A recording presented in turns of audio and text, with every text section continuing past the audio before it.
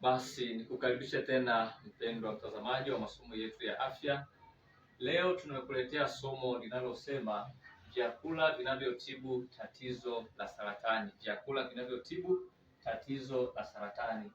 Kama tunavyofahamu, tatizo la saratani limekuwa ni ugonjwa ambao ni tishio katika jamii, lakini pia hata kwa taifa letu.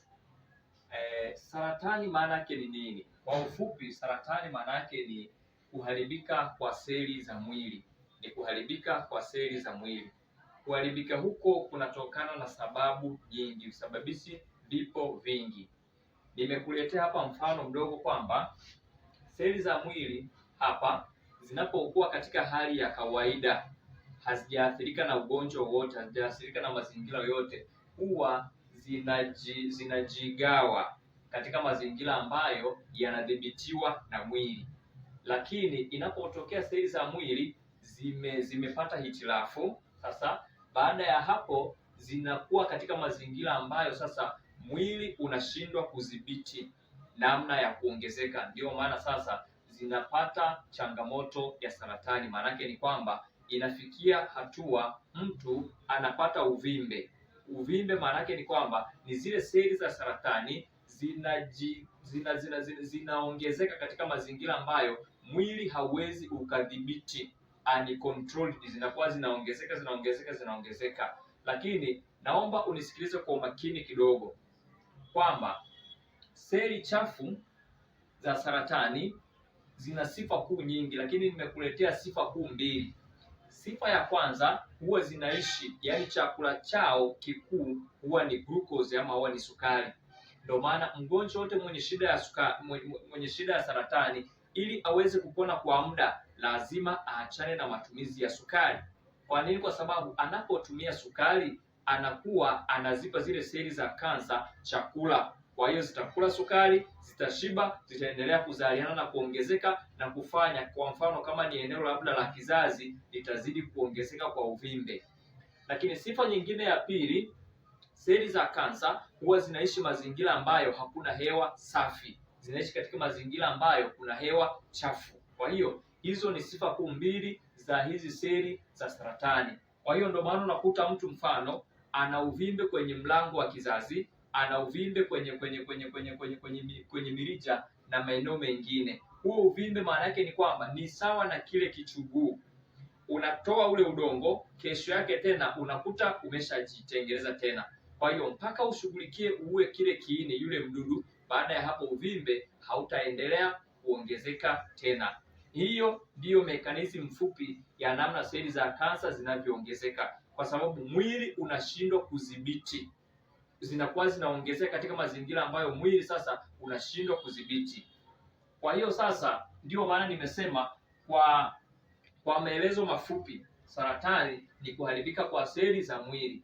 Na nimesema kuharibika huko kwa namna nyingi sana, ikiwemo ulaji mbaya, kutumia mafuta ya wanyama, kutumia vinywaji vyenye kemikali, kuishi mitindo ya maisha ambayo sio mizuri. Kwa sababu za saratani ziko za namna nyingi.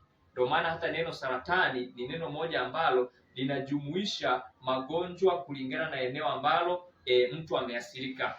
Mfano, mtu anaweza akaathirika kwenye mfumo wa damu, ndio maana anapata saratani ya damu.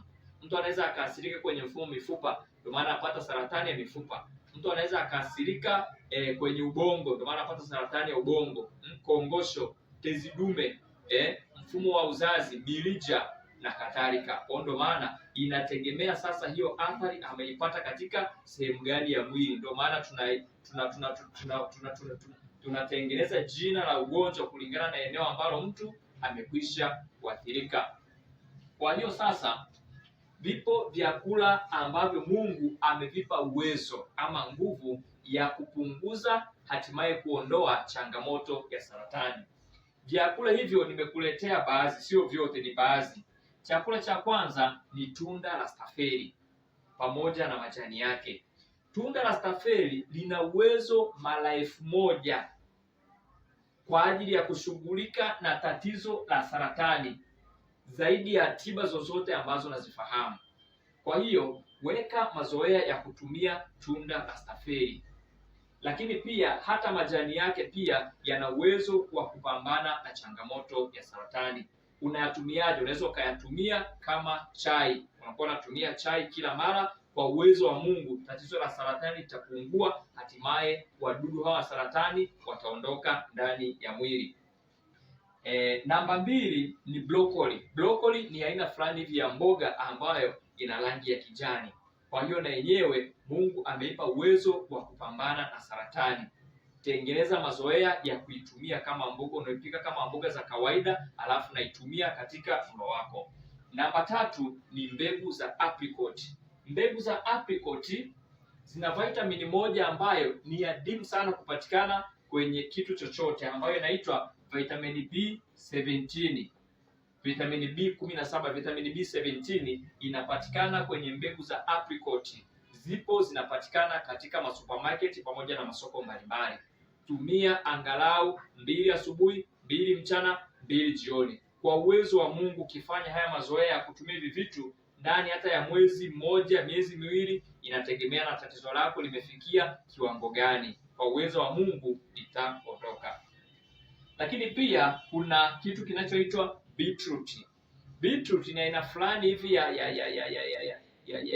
ya mizizi ambayo ipo kama kitunguu, kikata kwa ndani ina rangi kama ya damu. Hii pia ina uwezo mkubwa kwanza wa kusafisha damu na kuongeza damu, lakini pia kupambana na changamoto ya saratani.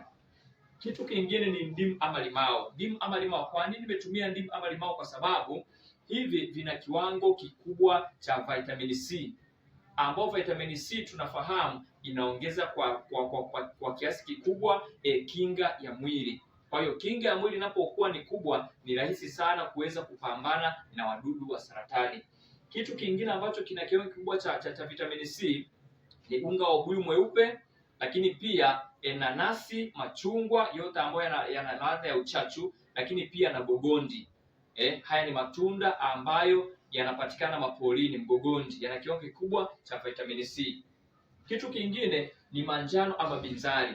Manjano ama binzari inaitwa ni blood purifier. Ina uwezo mkubwa wa kusafisha damu. Kwa hiyo unapoitumia manjano ama binzari, kwanza unaweza ukaitumia katika mboga zako, unakuwa unaweka unabadilisha muonekano wa mboga. Muda huo unapokuwa unaitumia kama chakula, inaenda kusafisha damu, lakini pia kupambana na wadudu wa saratani. Kitu kingine ni swaumu, vitunguu swaumu. Pia Mungu amevipa uwezo mkubwa kwa sababu vina kiwango kingi cha vitamini na madini, lakini pia na antioxidant, kwa sababu vinapambana ili kurudishia mwili uwezo wake wa kujitibu. Kitu kingine ni soya. Haya ni maharage ya soya, pia yana uwezo mkubwa wa kupambana na saratani. Yatumie kama mboga, ama wengine wanaandaa maziwa ya soya, nyama ya soya na kadhalika. Kitu kingine ni mbegu nyeusi ama black seed. Hizi na zenyewe Mungu amezipa uwezo mkubwa wa kupambana na tatizo la saratani. Kitu kingine ni cabbage nyekundu ama red cabbage. Hii na yenyewe ina uwezo mkubwa wa kupambana na changamoto ya saratani. Siri kubwa ambayo nikupe, rangi ya red cabbage, angalia na tunda lolote lenye rangi kama ya red cabbage pamoja na chochote chenye rangi kama ya red cabbage, ikiwemo viazi, hiyo rangi yake ina uwezo wa kutibu tatizo la saratani. Na pia hiyo rangi inapatikana pia kwenye zambarau. Hiyo rangi peke yake ina uwezo mkubwa wa kutibu tatizo la saratani. Kwa hiyo tumia red cabbage kama mboga kwa uwezo wa Mungu. Tumia kila mara katika lishe zako. Mungu atakusaidia, tatizo litapungua, hatimaye litaondoka. Lakini pia kuna nyanya za kienyeji, zile nyanya ambazo ni ndogo ndogo. Watu wengi leo tumezipuuzia, na ni zile ambazo babu zetu walikuwa wakizitumia. Ndio maana matatizo ya saratani kwa yalikuwa ni kidogo. Kwa hiyo hizi na zenyewe jitahidi uzitumie katika lishe yako. Zitumie katika mboga, zitumie katika kachumbari, zitakusaidia sana kupambana na tatizo la saratani, ikiwemo tatizo la saratani ya tezi dume pamoja na saratani zingine. Kitu kingine ni ngano melea.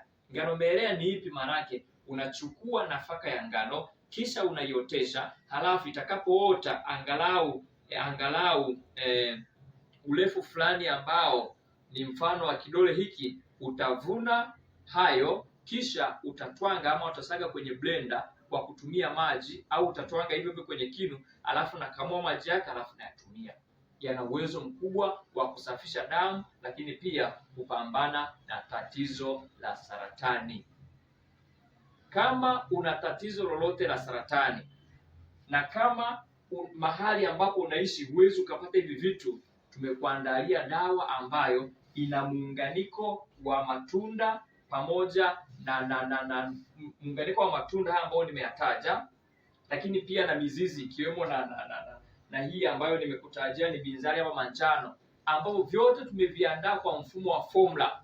Nitakuonyesha kopo lake moja. Tumekuandalia kwa mfumo wa formula ambayo ina uwezo mkubwa, moja, wa kusafisha damu, mbili, wa kutibu tatizo lolote la saratani. Kwa uwezo wa Mungu hilo tatizo linaondoka.